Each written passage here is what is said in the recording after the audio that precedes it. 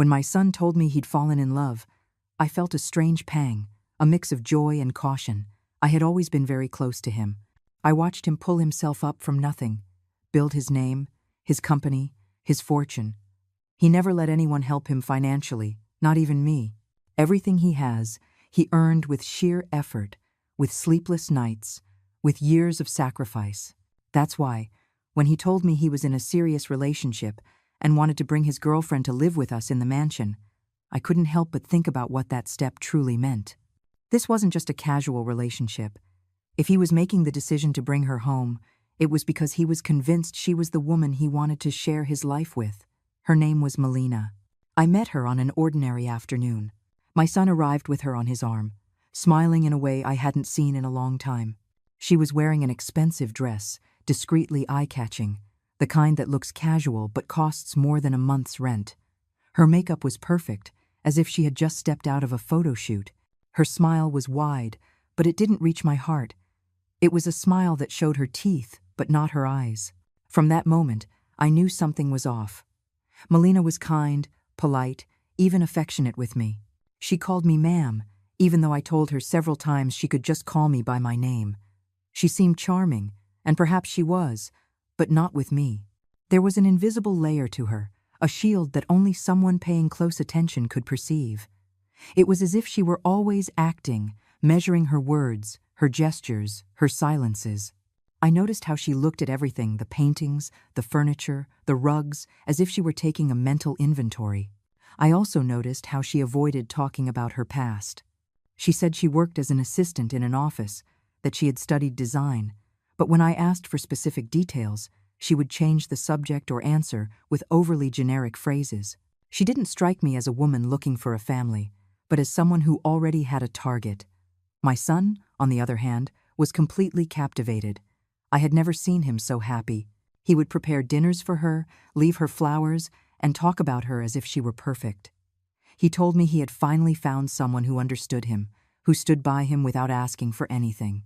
He said Melina was different from all the others, that she didn't care about money, that she was with him for love. I would nod, not wanting to spoil his happiness, but deep down, something didn't add up. It wasn't because I was a jealous mother. Not at all. I wanted my son to be happy, to build his family, to have children, to fill this enormous house with voices and life, but not at any cost. The first few days with Melina in the house were calm.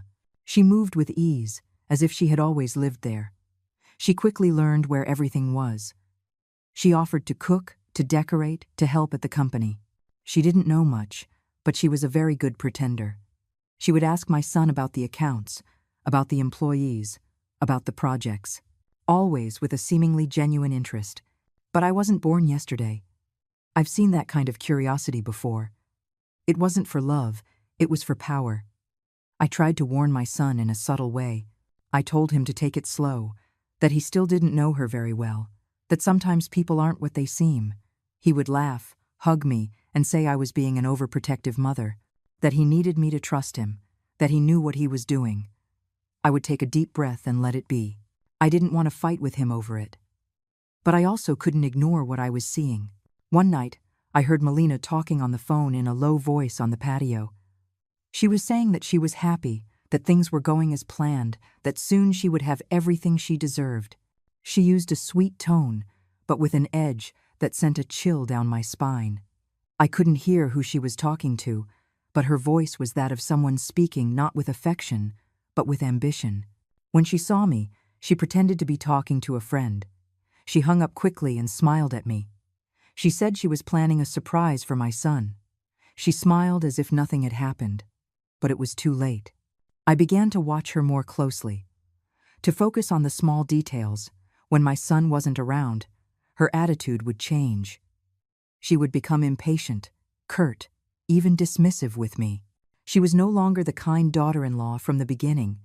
It was as if she had dropped a mask. I also noticed that she was looking through my son's documents, his emails, his planners. One day I even saw her writing down passwords in a notebook. When I got closer, she hid it. She claimed she was making a list of recipes. It hurt my soul that I couldn't tell my son all of this, but I knew he wouldn't believe me. He was too in love, and I can't blame him. Melina knew how to handle him. She showered him with attention, praised him in front of everyone, and feigned admiration. She presented herself as the ideal woman. It was as if she had wrapped him in a soft blanket that kept him from seeing reality. My son was happy, and I was alone with my suspicions. I started writing down everything I saw, not to hurt him, but to protect him. I kept dates, noted behaviors, and recorded phrases. Because if one day everything went wrong, I wanted to be ready. A few months passed like this. Melina finished settling in completely. She changed the style of the house, redecorated several rooms, and brought in new furniture without consulting anyone. My son gave her permission for everything. He gave her credit cards, access to accounts, and even put her on some of the company's smaller projects. I watched and gritted my teeth. I couldn't intervene without being seen as a meddler. The relationship between Melina and me grew cold, cordial, but distant. She treated me with respect, but without any warmth. I didn't seek her out. I wasn't interested in pretending. I kept my place out of respect for my son, but I didn't trust her with anything. And she didn't trust me either. It was a silent war between two women who could read each other without saying a single word. Until one day, my son gathered us in the living room and announced that they were getting married in 2 weeks. He said he didn't want a huge wedding, just something elegant, intimate, but special. He said he had already made up his mind and hoped we would support him. I was speechless. All I could do was hug him and wish him the best. I swallowed all my warnings. It wasn't the time to argue. The damage was already done. All I could do was watch and wait. The wedding was beautiful, extremely expensive, perfectly organized. Melina was radiant. It was clear she loved being the center of attention. She invited few people from her side, friends who looked like they stepped out of a magazine, all the same, all empty. I felt like a stranger in my own home, but I kept my composure, not for her, but for my son.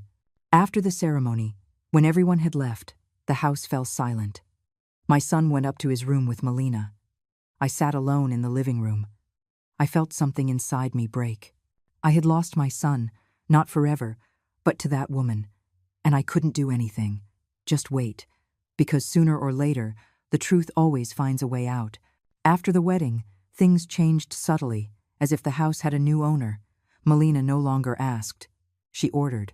She didn't consult. She decided. The flowers I used to calmly arrange every morning in the living room were replaced with more modern, cold, impersonal decorations. She took down my family photos from the hallway and put up abstract paintings that said nothing. She swapped the porcelain china I'd had since my son was a child for designer plates. Everything that reminded her this house had a history was replaced by her style, her taste, her presence. My son barely noticed. He smiled more than ever. He seemed calm, confident, almost naive. He'd come home from work, eat what she prepared with the help of a new cook she hired without telling anyone, sit and watch her walk around the house in expensive dresses, and go to sleep believing he had the perfect life. I said nothing. I kept watching, waiting, mentally recording every small movement. It was no longer suspicion. It was certainty. A few months passed, and one night my son called me out to the garden. He was nervous. He hugged me tightly, more than usual. He told me that Melina was pregnant. I didn't know what to say. It was as if time had stopped. I feigned happiness. I hugged him. I told him the news made me happy, that a grandchild would be a blessing. But inside, a part of me crumbled, because I knew that from that moment on, nothing could be undone. The news of the pregnancy transformed him. He would talk to his wife's belly as if there were already a child inside. He planned a new nursery, hired a designer to decorate it. He started reading books on fatherhood, on health, on how to be a good dad. And I watched him with a mixture of pride and fear, because I knew that what he was imagining was not what life was preparing for him. Melina, for her part, took advantage of every second of her new status. The pregnancy made her untouchable. She used her condition to control everything. She'd say she was tired, and he would help her get dressed. She'd say she had cravings, and he would drive halfway across the city to get them for her. She'd say the light made her dizzy, and he had the lighting in the entire house changed. I never saw a single genuine display of affection for the baby. I only heard complaints, demands, manipulation. She became colder, more arrogant. She spoke to me with superiority, as if I were a mere guest, as if my presence bothered her. Still, I endured it all. For my son, for the child on the way. When the baby was born, everything changed again. It was a boy, my grandson, my joy. I saw him for the first time in the hospital bassinet, so small, so fragile, with his wrinkled skin and eyes still closed. I felt something in my life make sense again. I cried without hiding it. My son hugged me tightly. Melina barely let me hold him for a few minutes. She said the baby needed to rest, that there were too many germs, that the doctors recommended not exposing him so much. I stepped back without arguing. I didn't want to ruin that moment, but he felt like mine from the very first second. The first few months were tough. The baby cried at night. My son slept in the guest room because Melina said she needed her space. She hired a nanny to take care of everything, but then fired her, claiming no one cared for the child like she did. The truth was, she wasn't caring for anyone. She was exhausted, yes, but also indifferent. She spent hours locked in her room on her phone, sending messages, scrolling through social media, complaining about the body she had lost, about the time she no longer had for herself. I offered to help, to take care of the child, to prepare his bottles, to walk him in the garden. At first, she accepted, but then she started setting conditions. That I couldn't hold him for more than a certain amount of time, that I couldn't sing him old songs, that I couldn't use certain lotions. She became increasingly controlling. She didn't want anyone else to have a real bond with him, not even his father. My son tried to maintain a balance. He worked more than ever. He wanted to provide everything for his new family, and he spent less and less time at home. He was missing unique moments with his son, and when he was present, Melina kept him busy with useless tasks, with errands, with requests. She always kept him away from the real problems. She wouldn't let him see what was happening. I, on the other hand, saw everything. I saw the baby waking up alone in his crib, crying with no one coming to him. I saw how she would go out to get her nails done, leaving the child with a new nanny who barely knew his name. I saw how the money flowed out of my son's account for absurd expenses, whims disguised as necessities. And above all, I saw how my son was slowly fading. He was no longer himself. He smiled less. He slept poorly. He looked exhausted, but he kept going, because he thought that's what being a father was. And in the midst of all that, the relationship between Melina and me reached a standstill. We tolerated each other, nothing more. We no longer feigned friendliness. She ignored me. I watched her. It was a cold, tense coexistence, like walking on glass. And yet, I never left that house. I couldn't, because my son lived there, and now my grandson too. Because if I left, they would be alone with a woman who didn't love them. The months went by. The child turned 1 year old. He started to walk, to babble words, to laugh with that innocence that heals everything. He would cling to me as if he had known me forever. He would hug me tightly, searching for me with his eyes when he didn't see me. I knew that no one could break that bond, no matter what Melina tried. My son remained blind, not because he was naive, but because he loved too much. He believed that everything was part of the process, that the arguments, the fatigue, the strain were normal in a family, and I understood him. But I also knew that one thing is everyday conflict, and another thing entirely is living with someone who is only with you for what you have. One day I saw him looking over a list of expenses. He was sitting in his office, his brow furrowed, his eyes fixed on the screen. I asked if he needed help. He told me everything was fine. He hugged me like he did when he was a boy and asked me to trust him. He asked me with that voice he only used when he couldn't take it anymore, and I gave him my trust. But silently, I decided I couldn't wait any longer, because I loved him too much to watch him slowly destroy himself. After the child's first birthday, the house stopped being a home and became a trap. There were no shouts, no violence, but the silence covered everything like a damp blanket. Joy disappeared between tense gestures, averted gazes, and conversations that were never truly sincere. It wasn't a visible hell. It was something worse. a prison disguised as a family. Melina started making decisions for everyone. She didn't ask for permission, she just informed. She said she wanted to remodel part of the house.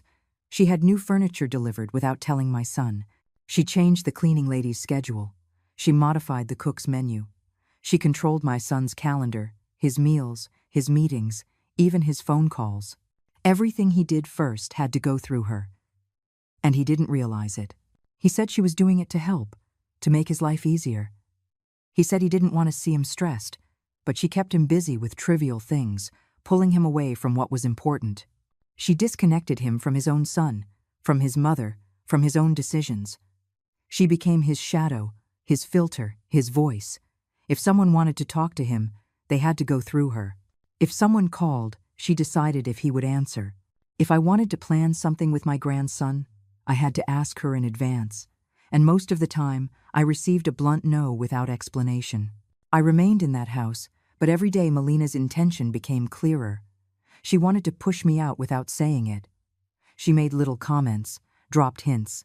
She would say that the house needed a more modern dynamic, that grandparents sometimes complicated a child's upbringing, that each generation should have its own space. She never said it looking me in the eye, but all her darts were aimed at me. I didn't respond, not out of fear, but because I knew she was looking for an excuse. She wanted me to react, to say something out of line, to raise my voice. I didn't give her the satisfaction. Meanwhile, my bond with my grandson grew stronger, a connection no one could break. He looked for me for everything. He wanted to fall asleep in my arms, listen to my songs, eat with me. He imitated me. He smiled at me. He hugged me with an intensity that melted away any pain. I lived for him.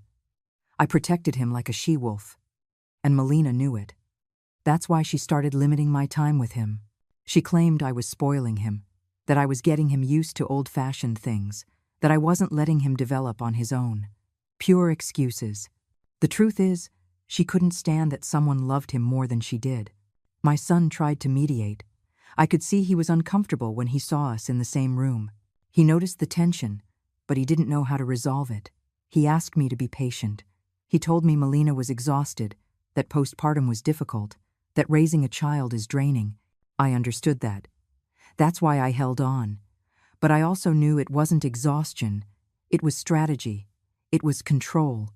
It was a game I knew all too well. The real breaking point came when Melina started getting more involved in my son's company. She asked him to include her in meetings, to explain the finances, to delegate certain decisions to her, all under the guise of being a more active partner. My son, trusting, began to give her space. He allowed her to manage one of the smaller accounts. He gave her access to his work emails. He let her sign some documents without reviewing them. And from a distance, I watched, my heart sinking, unable to stop the train that was already speeding down the tracks. One day I confronted him. I told him he was losing control of his life, that this woman was not who he thought she was, that she was manipulating him, not helping him. He looked at me with pain in his eyes. He told me he was tired of me not accepting his wife, that I had to trust his judgment, that everything Melina did was for the good of the family. I wanted to scream at him that he was blind, that he was being used, but I kept quiet, because in his voice there wasn't anger, there was desperation. I understood then that warnings were no longer enough, that words were useless, that he needed to see for himself what I already knew. So I doubled my attention. I started taking pictures of strange activities. I recorded audio of conversations Melina had with strangers when she thought no one was listening. I saved records of unnecessary expenses, strange withdrawals, packages that arrived addressed to other people. I started building a file, not for revenge, but for justice. And in the meantime, the house sank into a tense calm. No one talked about what mattered. No one said what they thought. It was like living in a minefield. Any false step could set something off. I walked carefully, never stopping my watch, never stopping my listening, because I knew the decisive moment was approaching.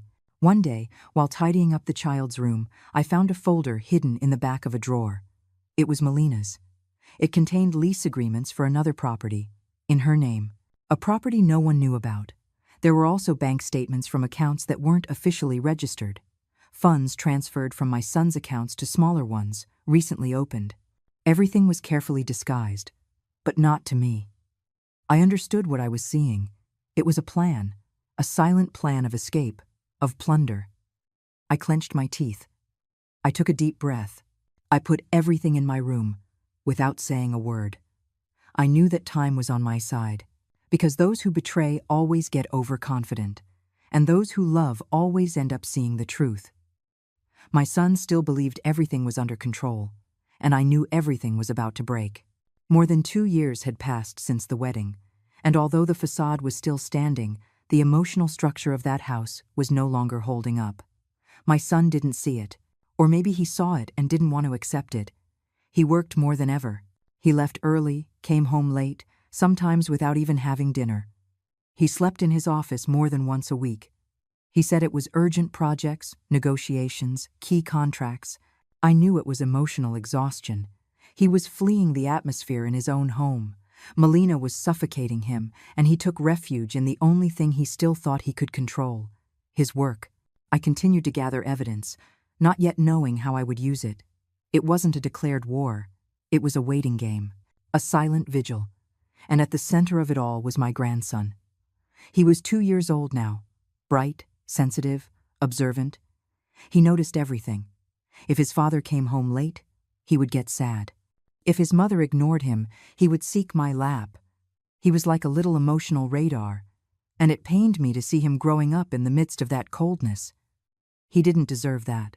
One morning, my son called me from his office, with the curt tone he used when something was urgent.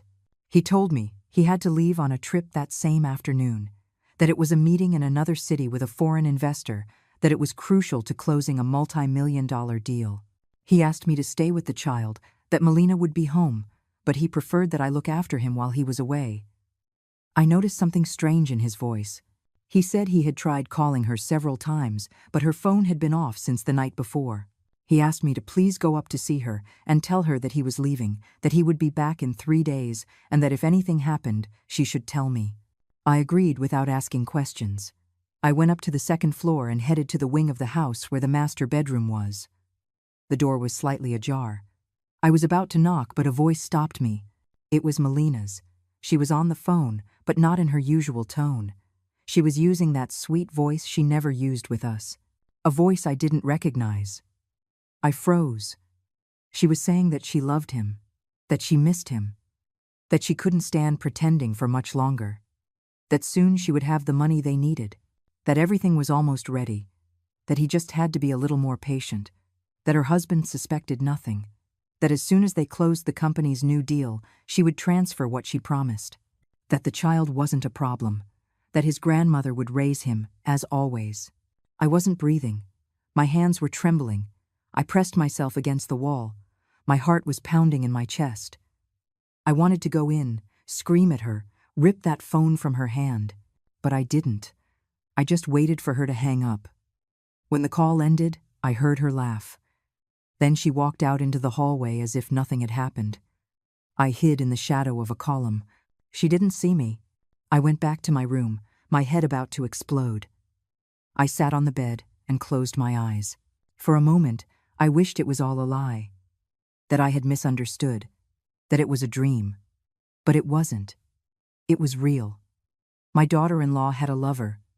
She was planning to betray my son, to take his money, and on top of that, to leave the child with me as if he were a disposable burden.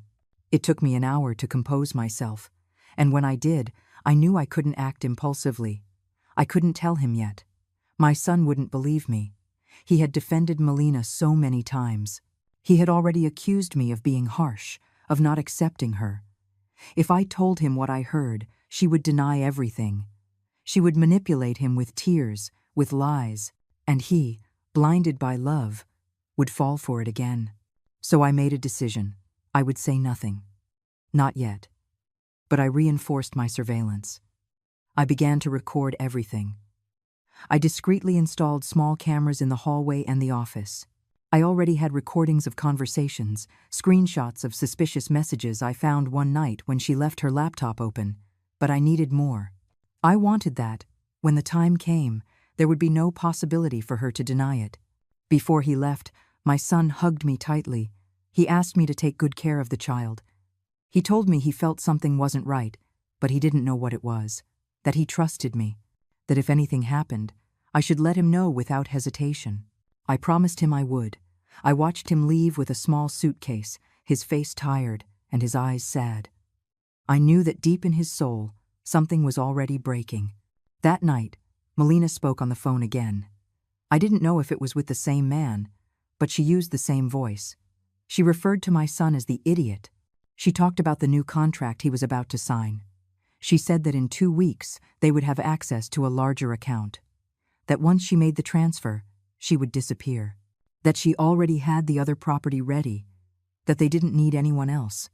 I saved that recording like a relic, not for revenge, but for protection. Because I knew that audio would be the key that would change everything. Meanwhile, Melina kept pretending. She treated me with that icy courtesy. She feigned interest in the child. She gave me orders in a sweet voice, as if I were her assistant. I obeyed. I watched her. I listened to her. And I noted everything, like someone watching a wolf in sheep's clothing. The child, oblivious to it all, played with his blocks. He looked at me with those innocent eyes, and I silently swore that I would protect him until the end, even if I had to destroy his mother to do it. That recording changed everything. Not just because it confirmed what I already knew, but because the way she spoke about my son, as if he were a minor inconvenience, ignited something inside me. She called him stupid. She called him blind. She said she just had to put up with him a little longer, and then she could get rid of him. She wasn't talking about a separation. She was talking about making him disappear from her life, as if it were a finished scam. She said it while laughing, while settling into the sofa with a glass of expensive wine in her hand. As if everything my son had given her was worthless. As if he had only been another step in her ambition.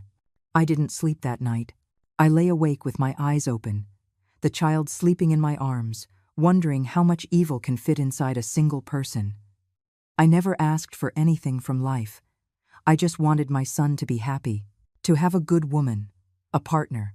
And instead, this woman who pretended to be a mother, who paraded around the house like a queen, had infiltrated it like a virus to hollow everything out from the inside. The most terrible part was that she was succeeding. The next morning, Melina acted as usual. She smiled, gave instructions, asked if the child had eaten, and locked herself in my son's office for hours. She reviewed papers, answered messages, made calls with the confidence of someone who feels untouchable. I watched her from a distance. I didn't get close. I no longer had doubts. I was just waiting. 2 more days passed. My son was still away, though he called us every night to ask about the child. His voice was tense, but he tried to sound calm. He told me the meeting had been extended, that the investor had requested more time. I replied calmly, telling him everything was fine, that the child was healthy, that he shouldn't worry. I didn't tell him anything. Not yet. On the 3rd day, something broke. Melina was on the phone again, this time later than usual, from the walk-in closet. I peeked discreetly from the hallway. I saw her sitting in front of the mirror, wearing the white silk robe she only used for special occasions. She was wearing makeup, perfume. On the call, she told the man she missed him, that she couldn't wait to see him again, that he was the true owner of her heart. She said the whole thing with her husband was a facade, that she would soon sign off on the largest transfer, that if everything went well, she would never have to see him again, that she would erase him from her life as easily as she deleted messages from her phone. That moment marked me. There was no more pain. There was no more anger. Just a terrible, absolute calm. I turned and went back to my room. I opened the small safe I had hidden among my drawers and put all the evidence inside. Audio recordings, screenshots, papers, everything. I knew I would need them soon. The next day, Melina left the house for 3 hours. She said she was going for some routine tests. 20 minutes later, the cameras showed her entering a discreet coffee shop with a burly, suited man who was not her lawyer, her brother, or a doctor. They hugged. They kissed. I saw it with my own eyes. Then they sat down to review some documents together. while she pointed to something with a gold pen my son had given her. I saved that video too. I didn't need any more proof. I had everything. When she returned, she greeted me as if nothing had happened. She asked me to prepare the child's dinner because she had a video call. Then she disappeared into her room. That night, while the child slept in my lap, my son called. I told him everything was quiet, that Melina hadn't asked about him all day. He was silent for a few seconds. Then he said something that chilled me. "Mom, I need you to be on high alert. I can't explain now, but some things aren't adding up. As soon as I get there, we'll talk in private."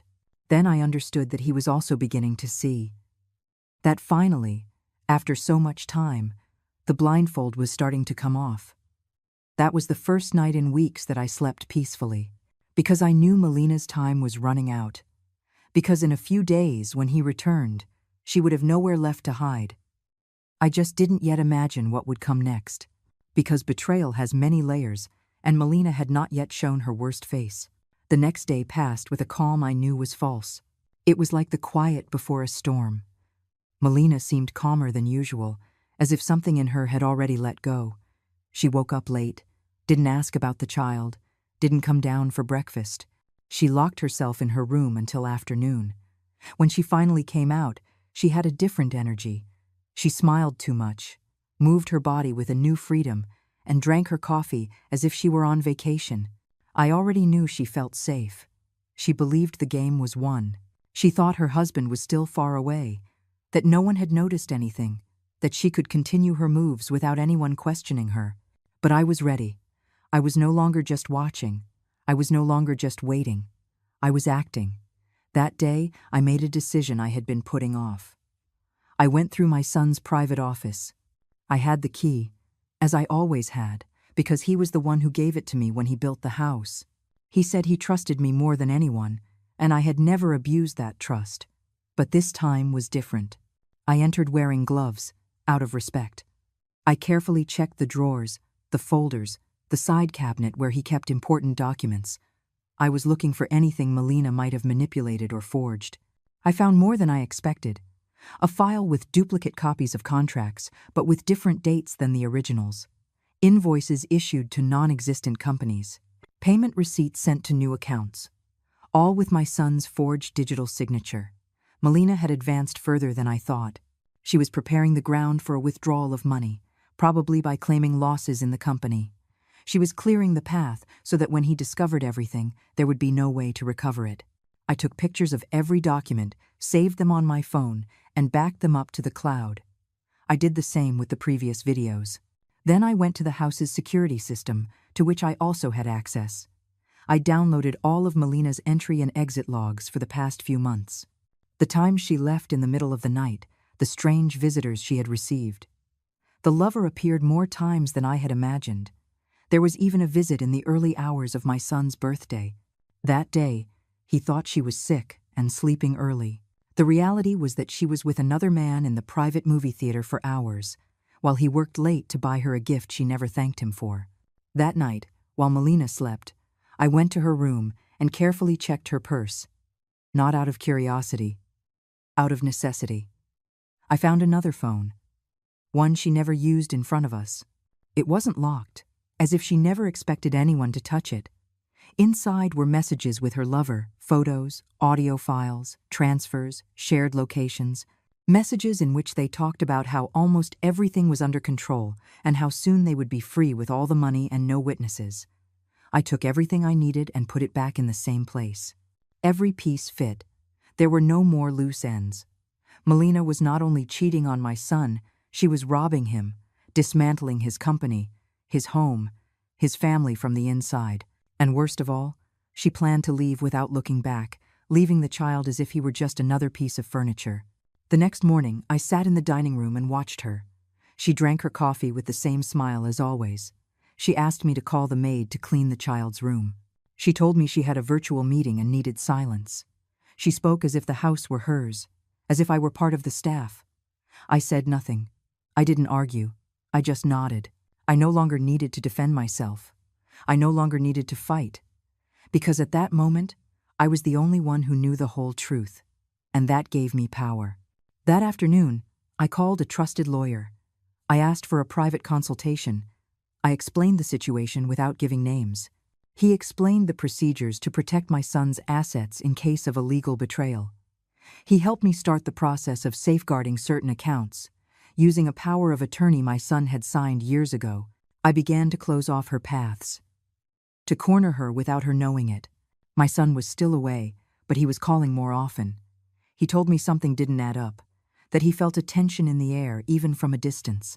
I assured him that I was taking care of the child and that he needed to come back soon, that his presence was urgent. He told me he was catching an earlier flight, that he would be home the next day. That night, I slept with my grandson in my room. I didn't want to leave him for a second. Melina didn't ask about him. She said she was tired, had a headache, and locked herself away again. Maybe to write her farewell, maybe to organize her escape. I don't know. But it didn't matter, because everything was in motion. And that would be the last night Melina would believe she was in control. The sun was barely up when I heard the main gate open. I peeked out the window and saw him, my son. He was there, his suitcase in one hand and his face etched with tension. You could tell he hadn't slept the entire trip. He walked with a determined stride, not like someone returning home, but like someone returning to a battlefield. I got up without making a sound, left the child sleeping, and went down to meet him. We hugged without speaking. There was no need. He looked into my eyes, and in that moment he understood that I knew too. I took him straight to my room. We closed the door. I took out my phone. I showed him everything. The recordings, the messages, the documents, the images. He didn't say a word. He just pressed his lips together, his eyes fixed on the screen, as if a part of him was dying with each new file. When we got to the video of her kissing her lover at the coffee shop, I saw something inside him break for good. He took a deep breath, put his hands to his face, and remained silent for several minutes. He didn't cry. He didn't scream. But his body was trembling. I asked if he wanted me to confront her. He said no. He would do it himself. That he needed to see her with his own eyes. That he wanted it all to end right there, that very night. We planned the details carefully. He would leave again, as if he were still away. Melina must not know he had returned. We would wait for the right moment, for her to get comfortable and show her true colors. Only then would he walk in. My son left through the back door and stayed at a close friend's apartment. From there, he monitored everything through the cameras I had already installed. Melina spent the day as if nothing was wrong. She got dressed up more than usual. She did her hair in a style she only wore for formal dinners. She ordered takeout, but not for the house. She sent it to another address.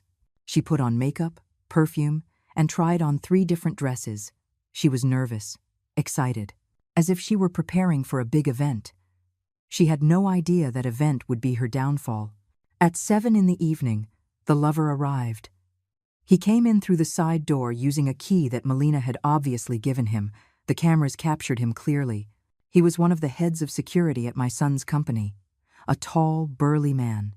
The kind who always seemed to be nearby at meetings, watching from the shadows. No one would have suspected him. That's precisely why she chose him.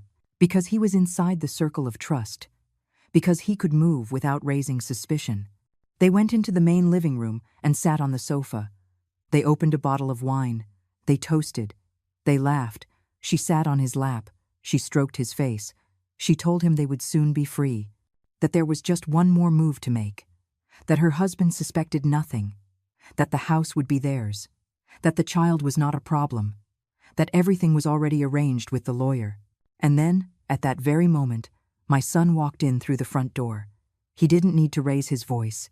He just appeared, silent, firm, like a contained storm. Melina froze. She didn't know what to say. She looked at my son as if she were seeing a ghost. She jumped up. She tried to explain. But her voice broke. She was spouting nonsense. That it wasn't what it looked like. That she could explain everything. That it was a misunderstanding. That he shouldn't have come back without warning. My son didn't listen to her. He didn't say a single word to her. He walked to the table, placed the phone with all the videos on it. He pressed play. The sound of her voice, of her promises to her lover, of her insults toward him, filled the room like a poison. The lover tried to get up, said he was leaving, that he didn't want any trouble. My son looked at him with contempt. He told him he was fired, that he never wanted to see him again, that he knew everything they had done, that he had copies of everything, that if either of them tried to make a legal claim, he would use every piece of evidence he had to destroy them. Melina collapsed on the floor, crying, screaming. She clutched her dress as if that could restore her dignity. My son didn't react. He looked at her with the face of a man who has died inside, not from sadness, but from disappointment, not because of the affair, but because of the wasted time. He told her he didn't want to hear another word, that he wanted her out that very night, that she shouldn't even think about taking the child, that the lawyers would handle everything, that she was no longer his wife, that to him, she had ceased to exist. I went up to the room with the child, wrapped him in a blanket, and came down just as she was leaving through the door, dragging a suitcase, crying, her makeup smeared. She turned towards us. She looked at me. She wanted to say something, but I didn't let her. I just closed the door in her face. My son knelt in front of the child. He hugged him tightly. The little one didn't understand anything, but he hugged him back, with the innocence only children have. It was there, at that moment, that I knew we had won. That the house, broken and wounded, was a home again. It wasn't a sweet victory. It wasn't. But it was just. The days following her departure were quiet, as if the house had finally exhaled after years of holding its breath. Melina left without looking back, and for the first time in a long time, the air no longer smelled of expensive perfume and pent-up tension. The only things left were the cracks, the ones you can't see, but that run through everything. My son didn't talk much. He would get up early, play with his son for a bit, then lock himself in his office. There was a sort of calm in the way he moved, but it was the calm of ruins, of having lost almost everything except what matters. The meetings with the lawyers began just 2 days later. My son refused to speak with Melina ever again. Everything was handled by their representatives. She tried to make some noise. She claimed assets, wanted to negotiate for a share of the company, even hinted at fighting for custody. But she didn't get very far. The evidence was overwhelming. The videos, the documents, the messages, everything was detailed, sealed, and ready to sink any attempt at a lie. Her lawyer had no choice but to negotiate in silence. They asked for a small financial settlement to close the process without a scandal, almost like a shameful exit. My son agreed, only because he never wanted to see or hear from her again. They signed the divorce in less than 3 weeks. It was clean, fast, without a public trial, without exposure. But the damage was already done. What followed was a kind of grieving. No one in the house cried openly, but the pain was noticeable in the day-to-day. My grandson would ask about his mother with an innocence that breaks your soul. My son would answer him gently, without lies, but without resentment. He would tell him that his mom was far away, that now he would live with him and Grandma, that he didn't have to worry. The child seemed to understand in his own way. He adapted quickly, as children do when there is real love. I hugged him more than ever. I cooked for him, sang to him, let him sleep in my bed if he wanted. He became the center of my life. And in my son's eyes, every time he looked at him, you could see the mix of pain for what was lost and gratitude for what he still had. Sometimes, my son would sit at the table with me, have a coffee in silence, and then just say, "Thank you." Just that, "Thank you." And I knew what he meant.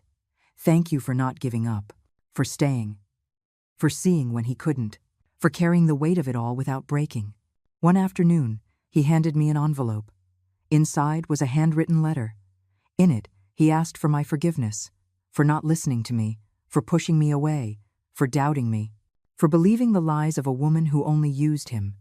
He said that without me, there would have been nothing left, that I had saved his life, his company, his son, and that he hoped one day he could repay even a fraction of what I did for him.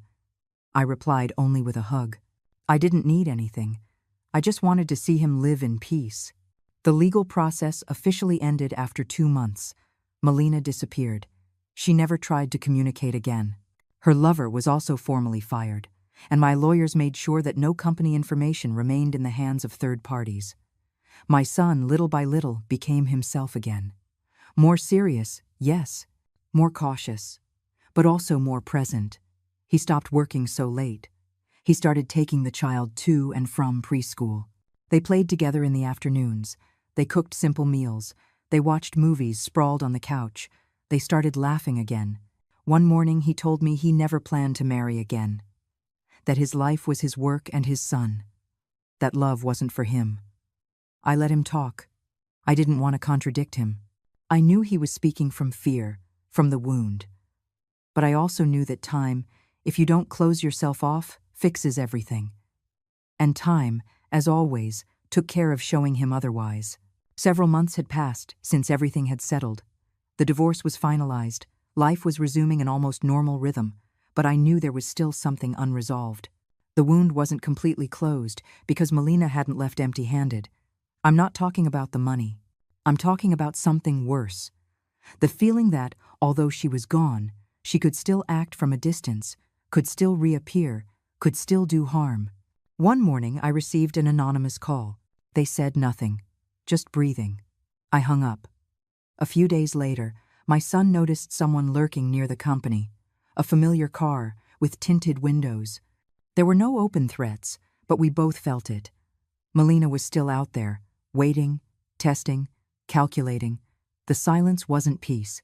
It was preparation. And then, an idea began to form in my mind. One I didn't tell anyone, not even my son. Not for revenge, but for protection. I didn't want that child to ever be near that woman again. I didn't want her to have the chance to show up with a new mask, an improved version, as if none of the past had happened. I wanted her to show who she really was, without cameras, without witnesses. And for that, I had to push her to the edge.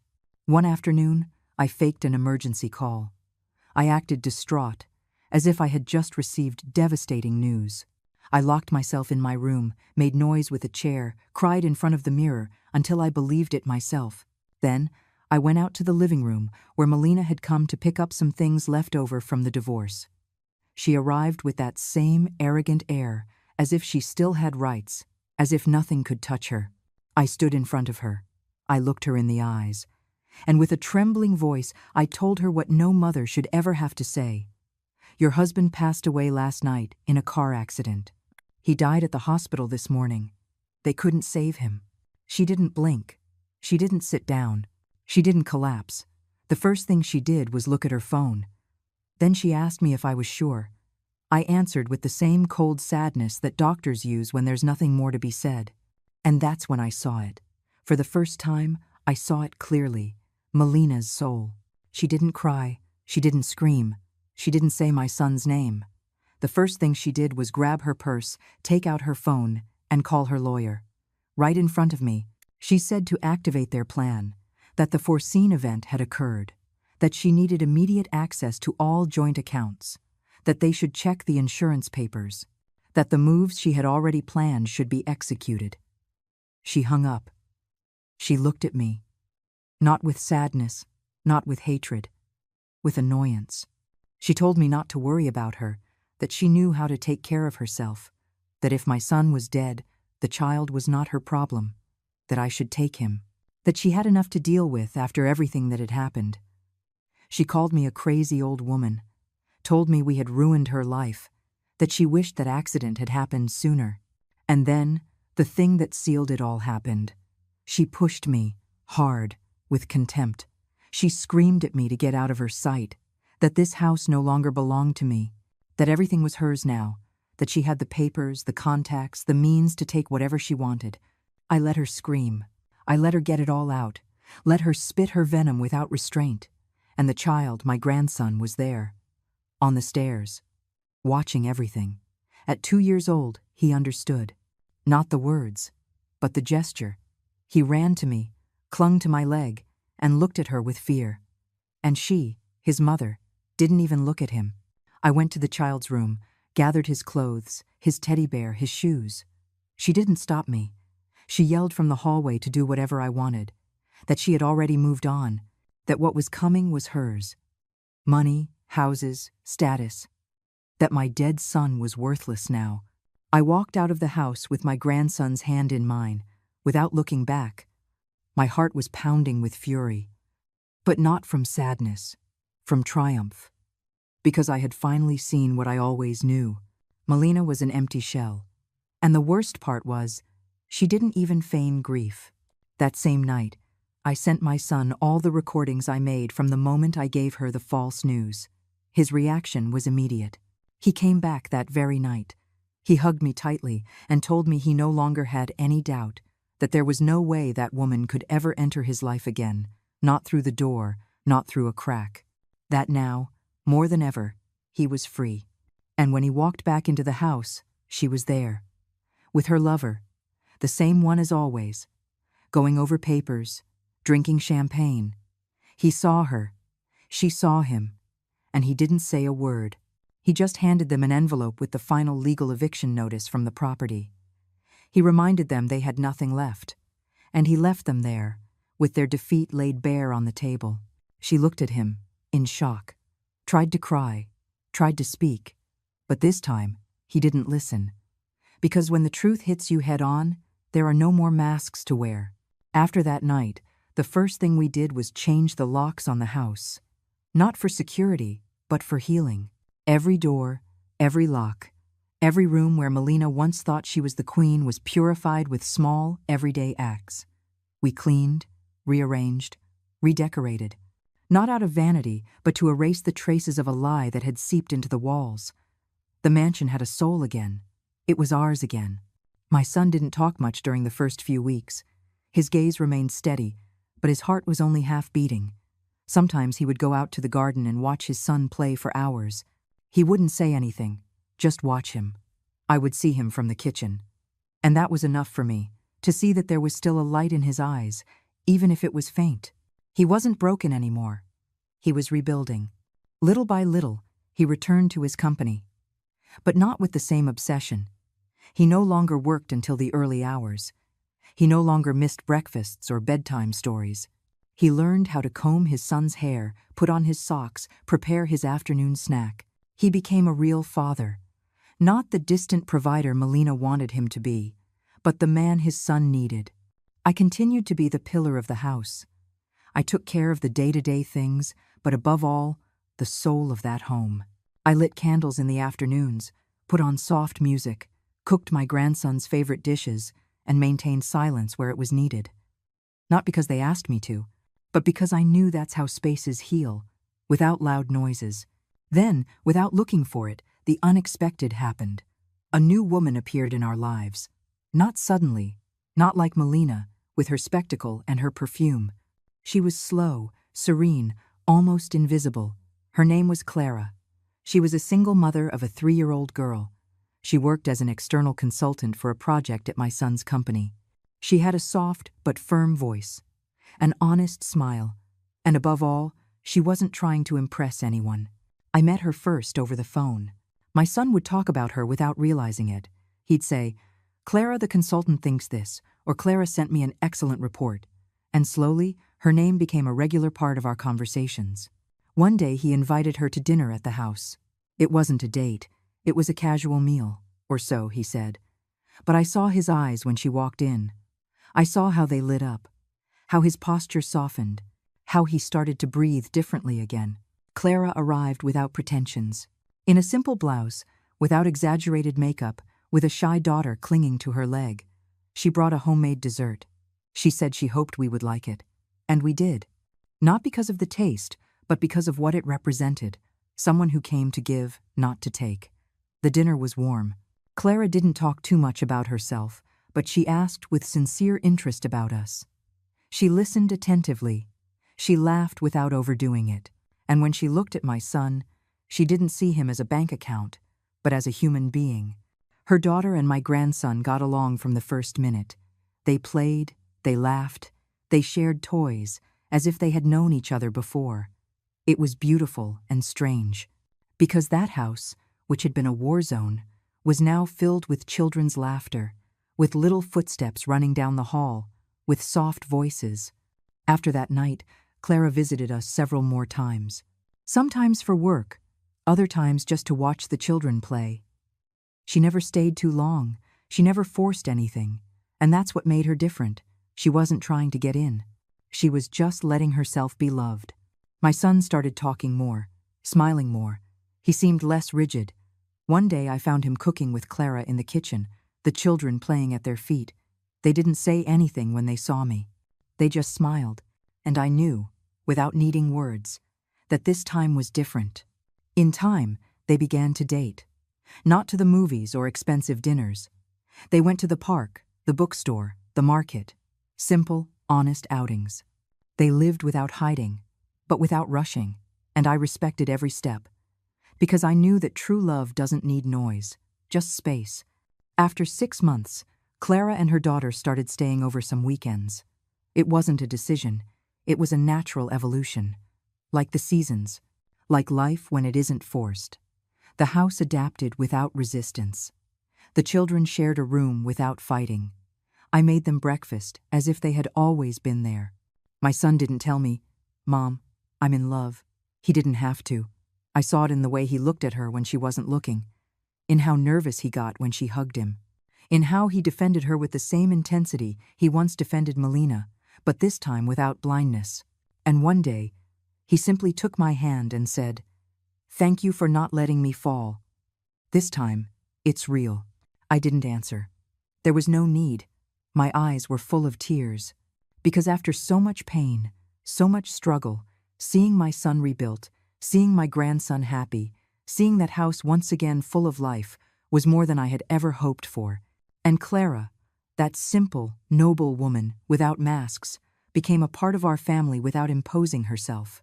Like the light that comes through an open window, without permission, but welcome.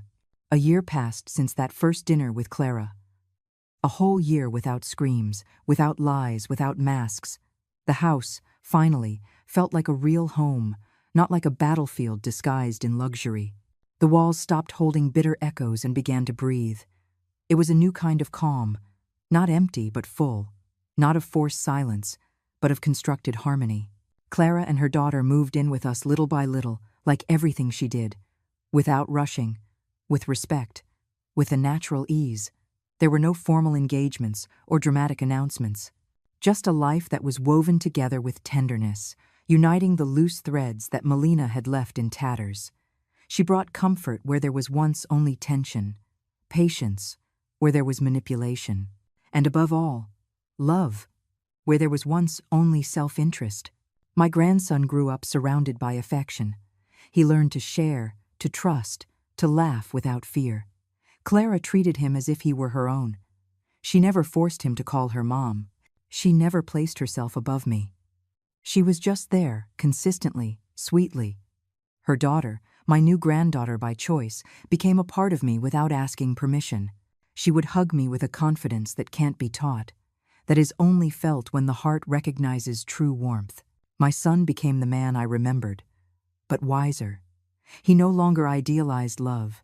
He no longer got lost in appearances.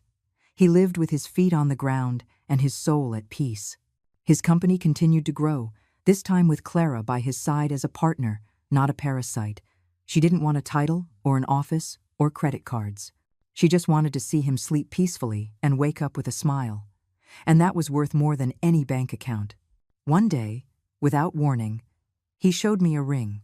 Not to show it off, he just told me he had decided to ask her to stay forever, that he didn't need a lavish wedding, but a real commitment.